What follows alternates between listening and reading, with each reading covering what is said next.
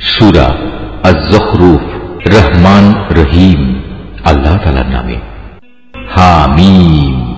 সুস্পষ্ট কিতাবের শপথ। আমি কে আরবি ভাষার কোরআন বানিয়েছি যাতে করে তোমরা এটা অনুধাবন করতে পারো। এ মহাগ্রন্থ কোরআন আমার কাছে সমুন্নত ও অটল অবস্থায় মজুদ রয়েছে। হে নবী, তুমি বলো, আমি কি সংশোধনের কর্মসূচি থেকে সম্পর্কহীন হয়ে তোমাদের উপদেশ দেওয়ার কাজ শুধু এ কারণেই ছেড়ে দেব যে তোমরা একটি সীমা লঙ্ঘনকারী সম্প্রদায়? আগের লোকদের মাঝে আমি কত নবী না পাঠিয়েছি।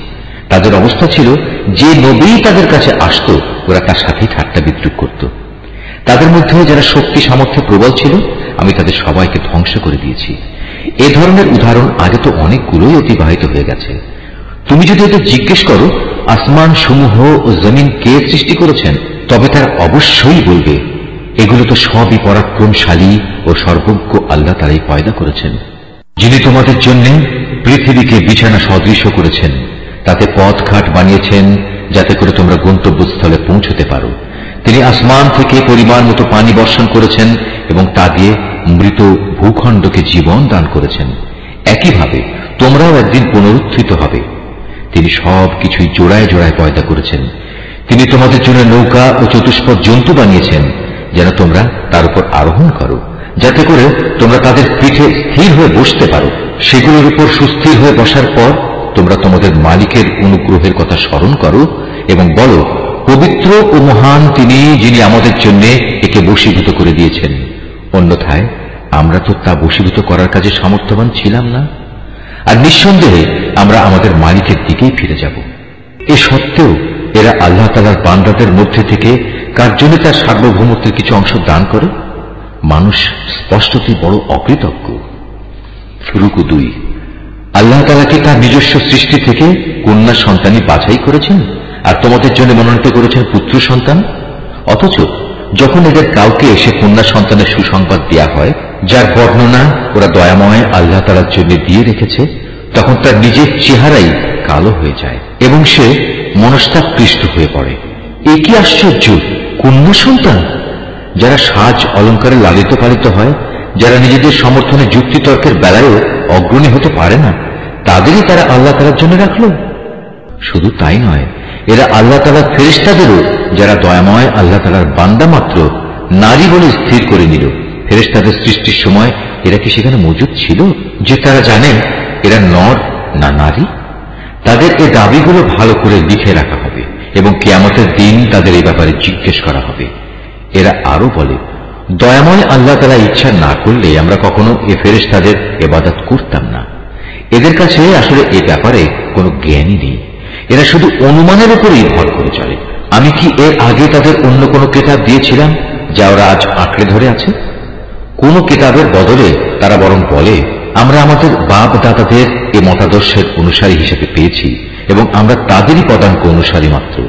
হে নবী, আমি তোমার আগে যখনই কোনো জনপদে এভাবে সতর্ককারী নবী পাঠিয়েছি, তখনই তাদের বিত্তশালীরা বলেছে, আমরা আমাদের বাপ দাদাদের এ মতাদর্শের অনুসারী হিসেবে পেয়েছি এবং আমরা তাদেরই পদাঙ্ক অনুসারী। হে নবী, তুমি বলো, যদি আমি তার চাইতে উৎকৃষ্ট পথ নির্দেশ তোমাদের কাছে নিয়ে আসি, যার উপর তোমরা তোমাদের বাপ দাদাদের পেয়েছ, তারপরেও তোমরা তাদের অনুসরণ করবে? তারা বলল, যে দিন দিয়ে তোমাকে পাঠানো হয়েছে আমরা তা প্রত্যাখ্যান করছি।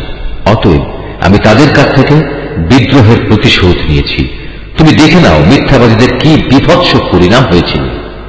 যখন ইব্রাহিম তার পিতা ও তার জাতিকে বলল, আমি অবশ্যই তাদের থেকে সম্পূর্ণ মুক্ত যাদের তোমরা পূজা করো। হ্যাঁ, আমি ইবাদত শুধু তাঁরই করি যিনি আমাকে পয়দা করেছেন। নিঃসন্দেহে তিনি আমাকে সৎ পথে পরিচালিত করবেন। সে একথা তার পরবর্তী বংশধরদের কাছে তাওহীদের একটি স্থায়ী ঘোষণা হিসেবে রেখে গেল, যাতে করে তারা তার বংশের লোকেরা এদিকে প্রত্যাবর্তন করতে পারে। এ সত্ত্বেও আমি তাদের ধ্বংস করিনি, বরং আমি তাদের ও তাদের বাপ দাদাদের পার্থিব সম্পদ দান করা অব্যাহত রেখেছি, যতক্ষণ না তাদের কাছে সত্য দিন ও পরিষ্কার ঘোষণা নিয়ে আরেকজন নবী এসে হাজির হয়েছে।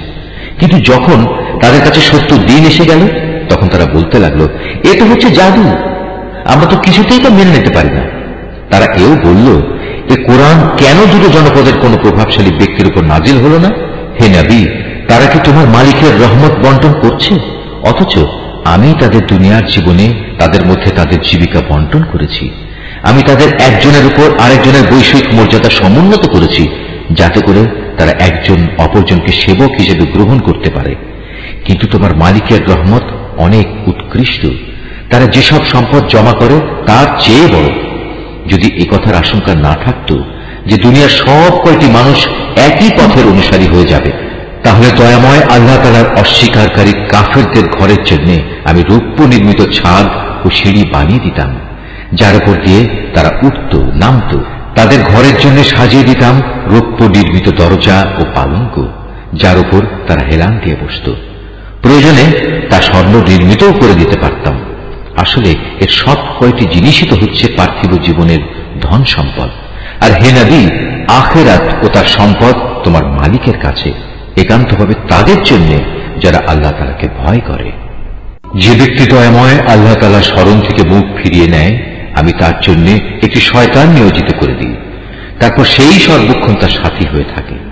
তারাই অতঃপর তাদের আল্লাহ তাআলার পথ থেকে দূরে সরিয়ে রাখে, অথচ তারা নিজেরা মনে করে তারা বুঝি সঠিক পথের উপরই রয়েছে।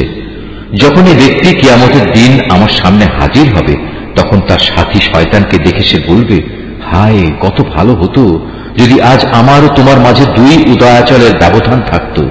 তুমি কত নিকৃষ্ট সাথী ছিলে আমার। বলা হবে, যখন তোমরা শয়তানকে সাথীর উপর গ্রহণ করে নিজেদের উপর জুলুম করেছিলে, তখন আজও তোমরা এই আযাবে একজন আরেকজনের অংশীদার হয়ে থেকো।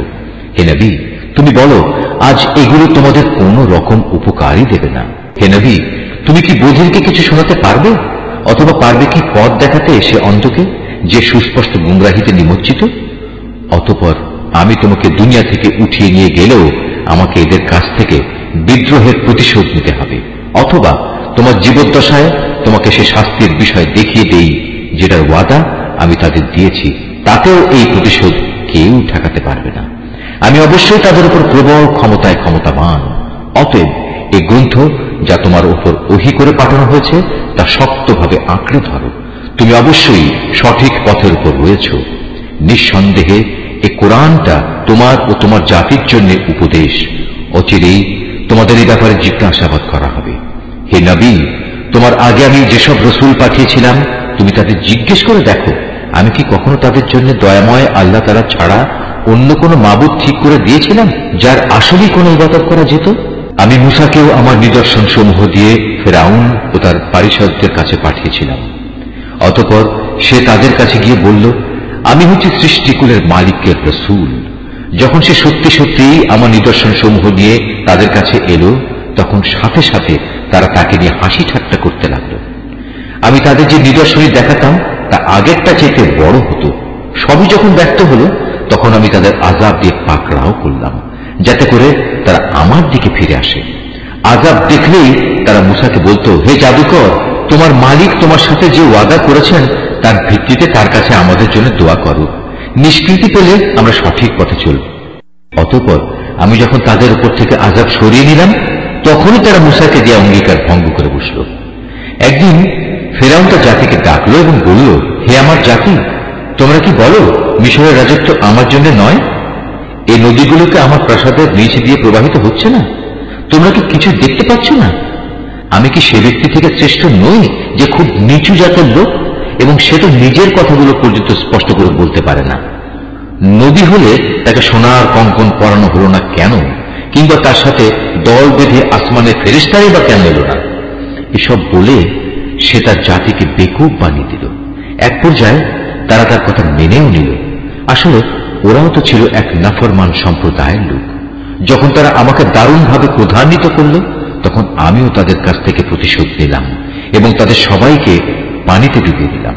আমি পরবর্তী বংশধরদের জন্য তাদের ইতিহাসের উল্লেখযোগ্য ঘটনা ও শিক্ষণীয় দৃষ্টান্ত করে রাখলাম। হে নবী, যখনই মারিয়াম পুত্রের উদাহরণ পেশ করা হয়, তখন সাথে সাথে তোমার সম্প্রদায়ের লোকেরা খুশিতে চিৎকার জুড়ে দেয়। তারা বলতে থাকে, আমাদের মাবুদরা ভালো না সে মারিয়াম পুত্র ঈসা ভালো? আসলে এরা কেবল বিতর্কের উদ্দেশ্যেই এসব কথা উপস্থাপন করে, বরং এরা তো কলহপরায়ণ জাতি বটে। মূলত সে ছিল আমারই একজন বান্দা, যার পর আমি অনুগ্রহ করেছিলাম। তাকে বনী ইসরায়েলদের জন্য আমি আমার কুদরতের একটা অনুকরণীয় আদর্শ বানিয়েছিলাম। আমি চাইলে তোমাদের বদলে ফেরেশতাদের পাঠাতাম। সে অবস্থায় তারাই দুনিয়ায় আমার প্রতিনিধিত্ব করত। সে মরিয়ম পুত্র ঈসা হবে মূলত কিয়ামতের একটি নিদর্শন। হে নবী, তুমি লোকদের বলো, তোমরা সে কিয়ামতের ব্যাপারে কখনো সন্দেহ পোষণ করো না। তোমরা আমার আনুগত্য করো, কেননা এটাই তোমাদের জন্য সহজ সরল পথ। শয়তান যেন কোনো অবস্থায় এ পথ থেকে তোমাদের বিচ্যুত করতে না পারে, সেদিকে বিশেষভাবে খেয়াল রেখো। নিঃসন্দেহে সে হচ্ছে তোমাদের প্রকাশ্য দুশমন। ঈসা যখন স্পষ্ট দলিল প্রমাণ নিয়ে এলো, তখন সে তার লোকদের বলল, আমি তোমাদের কাছে প্রজ্ঞা নিয়ে এসেছি এবং তোমরা যে আমার অবস্থান সম্পর্কে নানা মতবিরোধ করছো তা আমি তোমাদের স্পষ্ট করে বলে দেব। অতএব তোমরা আল্লাহ তাআলার আযাবকে ভয় করো এবং আমার কথা শোনো। আল্লাহ তাআলাই হচ্ছেন আমার মালিক, তোমাদেরও মালিক। অতএব তোমরা তাঁরই ইবাদত করো, এটাই হচ্ছে সরল পথ। এ সত্ত্বেও তাদের বিভিন্ন দল তাকে নিয়ে নিজেদের মধ্যে নানা মতানৈক্য সৃষ্টি করল। অতঃপর দুর্ভোগ ও কঠিন দিনের আযাব তাদের জন্যেই, যারা অযথা বাড়াবাড়ি করল। তারা কি ফয়সালার জন্য কি আমাদের ক্ষণটি আসার অপেক্ষা করছে? তা কিন্তু একদিন আকস্মিকভাবেই তাদের উপর এসে পড়বে এবং তারা টেরও পাবে না। সেদিন দুনিয়ার বন্ধুরা সবাই একে অপরের দুশমন হয়ে যাবে। অবশ্য যারা আল্লাহ তাআলাকে ভয় করেছে তাদের কথা আলাদা। সেদিন আমি পরেজগার বান্দাদের বলবো, হে আমার বান্দারা, আজ তোমাদের কোনো ডর ভয় নেই, না তোমরা আজ দুশ্চিন্তাগ্রস্ত হবে। এরা হচ্ছে সেসব লোক যারা দুনিয়াতে আমার আয়াতসমূহের উপর ঈমান এনেছে। মূলত তারা ছিল আমার অনুগত বান্দা। আমি আরো বলবো, তোমরা এবং তোমাদের সঙ্গী সঙ্গিনীরা জান্নাতে প্রবেশ করো। সেখানে তোমাদের সম্মানজনক মেহমানদারি করা হবে। সেখানে তাদের উপর সোনার থালা ও পান পাত্রে প্রচুর আনাগোনা চলবে। যা কিছুই তাদের মন চাইবে এবং যা কিছুই তাদের দৃষ্টিতে ভালো লাগবে তা সবই সেখানে মজুদ থাকবে। উপরন্তু তাদের বলা হবে, তোমরা এখানে চিরদিন থাকবে। আর এটা হচ্ছে সেই চিরস্থায়ী জান্নাত যার আজ তোমরা উত্তরাধিকারী হলে। এটা হচ্ছে তোমাদের সে নেক আমলের বিনিময় যা তোমরা দুনিয়ার জীবনে করে এসেছ। এখানে তোমাদের জন্য প্রচুর পরিমাণ ফল পাকড়া মজুদ থাকবে, যা থেকে তোমরা প্রাণ ভরে খেতে পারবে। অপরদিকে অপরাধীরা থাকবে জাহান্নামে, সেখানে তারা থাকবে চিরদিন। মুহূর্তের জন্যও তার শাস্তি তাদের থেকে লঘু করা হবে না এবং একান্ত হতাশ হয়েই তারা সেখানে পড়ে থাকবে। এ আযাব দিয়ে কিন্তু আমি তাদের উপর মোটেই জুলুম করিনি, বরং তারা বিদ্রোহ করে নিজেরাই নিজেদের উপর জুলুম করেছে। পুরা জাহান্নামের প্রহরীকে ডেকে বলবে, ওহে প্রহরী, আজ তোমার প্রতিপালক যদি মৃত্যুর মাধ্যমে আমাদের ব্যাপারটা শেষ করে দিতেন তাহলেই ভালো হতো। সে প্রহরী বলবে, না, তা কিছুতেই হবার নয়। এভাবেই তোমাদের এখানে চিরকাল পড়ে থাকতে হবে। নবী বলবে, আমি অবশ্যই তোমাদের কাছে সত্য দিন নিয়ে এসেছিলাম, কিন্তু তোমাদের অধিকাংশ লোকই এ থেকে অনীহা প্রকাশ করেছিল। তারা কি নবীকে কষ্ট দেওয়ার পরিকল্পনা গ্রহণ করেই ফেলেছে? তাহলে তারা শুনুক, আমিও তাকে কষ্ট থেকে বাঁচানোর আমার পরিকল্পনা চূড়ান্ত করে রেখেছি। তারা কি ধরে নিয়েছে আমি তাদের গোপন কথা ও সলা পরামর্শ সমূহ শুনতে পাই না? অবশ্যই আমি তা শুনতে পাই। তাছাড়া আমার পাঠানো ফেরেশতা যারা তাদের ঘাড়ের পাশে বসে আছে তারাও তো সব লিখে রাখছে। হে নবী, তুমি এদের বলো, যদি দয়াময় আল্লাহ তাআলার কোনো সন্তান থাকত তাহলে আমি তার প্রথম ইবাদত গুজারদের মধ্যে অগ্রণী হতাম। আল্লাহ তাআলা অনেক পবিত্র, তিনি আসমান সমূহ ও জমিনের মালিক, মহান আরশের তিনি অধিপতি। এরা যা কিছু তার সম্পর্কে বলে তিনি তা থেকে পবিত্র। অতএব হে নবী, তুমি এদের সেদিন পর্যন্ত অর্থহীন কথাবার্তা ও খেলাধুলায় মত্ত থাকতে দাও, যখন তারা সে কঠিন দিনটির সম্মুখীন হবে যার ওয়াদা বারবার তাদের কাছে করা হয়েছে। তিনি হচ্ছেন আসমানেও মাবুদ, জমিনেও মাবুদ। তিনি বিজ্ঞ, কুশলী, সর্বজ্ঞ, প্রভূত বরকতময়। তিনি আসমান সমূহ, জমিন ও এ উভয়ের মধ্যবর্তী স্থানে যেখানে যা কিছু আছে এ সব কিছুর একক সার্বভৌমত্ব তার জন্যই। কিয়ামতের সঠিক খবর তার কাছেই রয়েছে। পরিশেষে তোমাদের সবাইকে তার কাছেই ফিরে যেতে হবে। তাকে বাদ দিয়ে এরা অন্য যেসব মাবুদকে ডাকে তারা তো আল্লাহ তাআলার কাছে সুপারিশের কোনো ক্ষমতাই রাখে না। তবে যারা সত্যের পক্ষে সাক্ষ্য দেবে তাদের কথা আলাদা। হে নবী, তুমি যদি তাদের জিজ্ঞেস করো কে তাদের পয়দা করেছেন, তারা বলবে অবশ্যই আল্লাহ তাআলা। তাহলে বলো, তোমরা তাকে বাদ দিয়ে কোথায় কোথায় ঠোকর খাচ্ছ? আল্লাহ তাআলা তার রসুলের এ বক্তব্য সম্পর্কেও জানেন, হে আমার মালিক, এরা হচ্ছে এমন লোক যারা কখনোই ঈমান আনবে না। হে রসুল, অতঃপর তুমি এদের থেকে বিমুখ থাকো, এদের ব্যাপার ক্ষমা সুন্দর দৃষ্টিতে দেখো এবং তাদের উদ্দেশ্যে বলো সালাম, কেননা অচিরেই ওরা সত্য মিথ্যা জানতে পারবে।